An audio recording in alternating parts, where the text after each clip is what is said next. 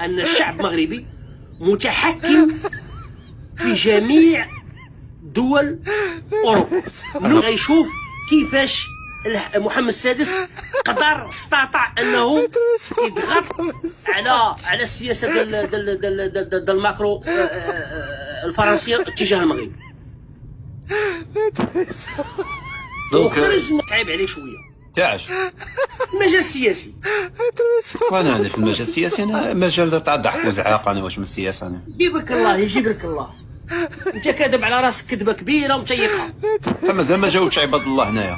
من هي الدول التي تلتجأ الى صندوق النقد؟ نعطيك شوف، انا بغيتي تدرس. مازال ما جاوبتش على عباد الله يا عمر.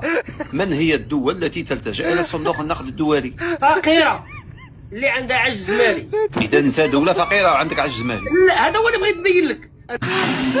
نعم المغرب بما انه عنده كلش، وي علاش راح صندوق النقد الدولي وما راحش الامور الاخرى؟ ولكن هل عندنا مشكل في النقد الدولي حنايا؟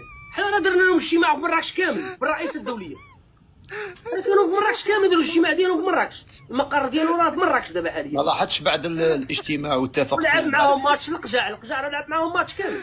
خلينا من الفلوس ديال العالم كامل كانت في مراكش كتسير. اسمعني علاش؟ العالم تسير اصلا حنايا عندنا مهندسين في لا كونطابيليتي صعاب بزاف. مهندس في لا كونطابيليتي؟ لا كونطابيليتي حنايا كتقرا عندنا من سيزياماني. مليحه هذه مهندس. انت ما عارفش ليسي اللي كتبدا من ليسي تكنيك. ما طحتش لي تي بي شوف حنايا قرينا ولاد وزراء افريقيين قراو عندنا. بصح هذه والله اول مره نسمع بها، ولكن نعم شوف هذه الجزائر اللي كيطبقوها. انتم راه عندكم مع جامعه نقولوا لا كونطابيليتي. لي تكنيك حنا راه عندنا 24 في 2002. يعني في الليسي تكنيك يقولوا لا كونطابيليتي. مليحه. وي مليحه هذه ما عندناش بكل صراحه. كاينه ليسي هذه انني في فرنسا وما عندناش. كاينه ليسي تكنيك انا في فرنسا وعارف فرنسا. كاينه ليسي تكنيك فرنسا شكون الاولين في فرنسا؟ شكون الاولين في فرنسا؟ شكون؟ المغاربه. كنت حاسب لي فرنسي انا. والله ما يقدو. وشوف الشركات اللي شاد اجونس ديالهم شكون هما؟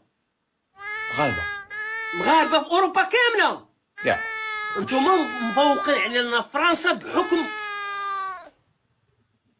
لا كيلتيغ عندكم تقريبا بحال السيستيم داخل لكم في المخ، يعني فايتينا بالسيستيم فقط. خليني